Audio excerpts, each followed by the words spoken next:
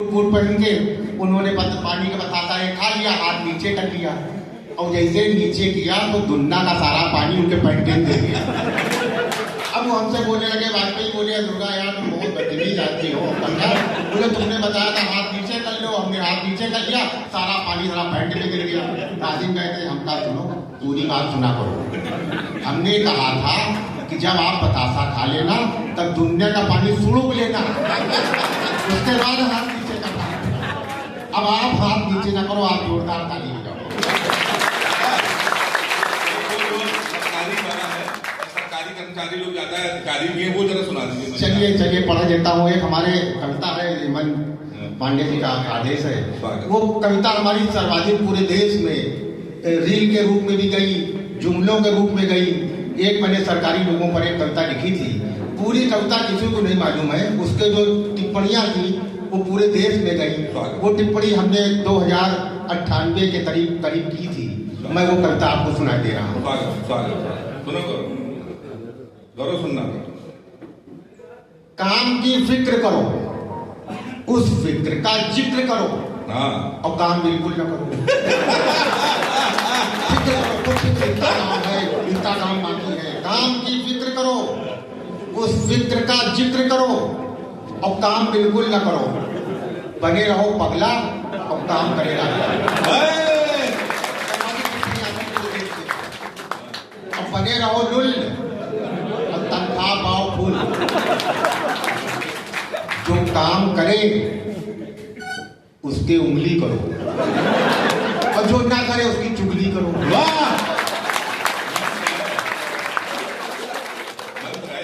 ले ना ज्यादा टेंशन, नहीं तो फैमिली पाएगी पेंशन।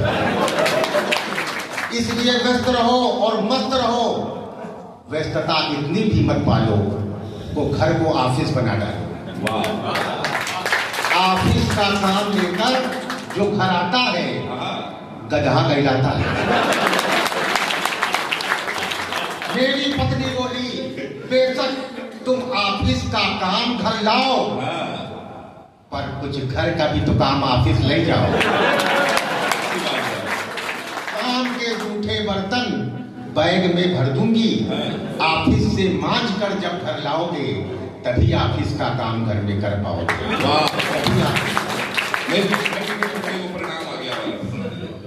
चार पंक्तियों के लिए और निवेदन है। राजनीति से मैं आप लोग अगर किसी राजनीति में जुड़े हो तो वो चश्मा उतार के रख देना।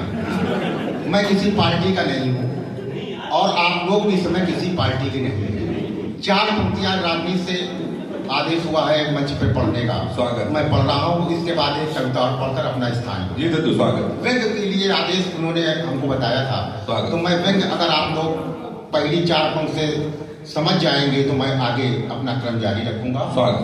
कि जान ना पहचान, जान और ना पहचान, कोई करने लगे नमस्ते और प्रणाम तो समझो चुनाव आ गया। जान ना पहचान, हमारे धीरपाल सिंह जी उपस्थित है यहाँ पर, हिंदुस्तान में पत्रकार हैं, कवि भी हैं, एक बार इनके लिए ताली बजा दीजिए। जान ना पहचान, कोई करने लगे नमस्ते और प्रणाम तो समझो चुनाव आ गया है। जानते हुए भी कोई अपना मुंह मोड़ ले तो समझना परिणाम आ गया। इसी बोध की चार पंक्ति और पढ़ते हैं साहब। कि मतदाता सोकर नहीं उठ पाया, सुबह सुबह नेताजी ने दरवाजा खटखटाया। नेताजी सुबह 6 बजे जाते हैं, आदमी रात में 1 बजे उठा दबा दबा के सो रहा है। मतदाता सोकर नहीं उठ पाया, सुबह सुबह नेताजी ने दरवाजा खटखटाया। मतदाता अर्धनिद्रा में दौड़ा, नेताजी ने दोनों हाथ जोड़ा और कहा अर्धनिद्रा से चेतना में आइए, चुनाव है, वोट डालकर सो जाइए।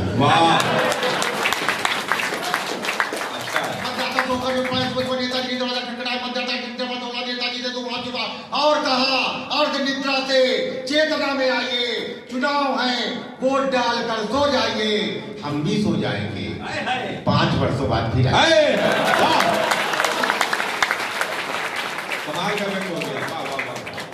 एक मैं गौर सुन लीजिए। सदियों से खेला जा रहा है लूडो का खेल। हाँ सदियों से खेला जा रहा है लूडो का खेल। उसके दूसरी ओर सांप सीढ़ी बच्चे खेलते आ रहे हैं पीढ़ी दर पीढ़ी।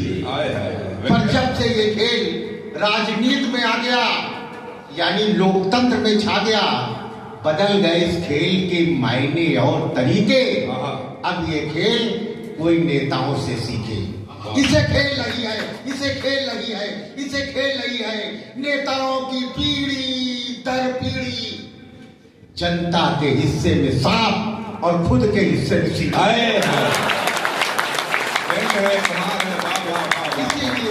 इसीलिए नहीं हो पाता है मूलभूत सुविधाओं से जनता का मेल। जी हाँ, यही है लोकतांत्रिक सांप सीढ़ी का खेल।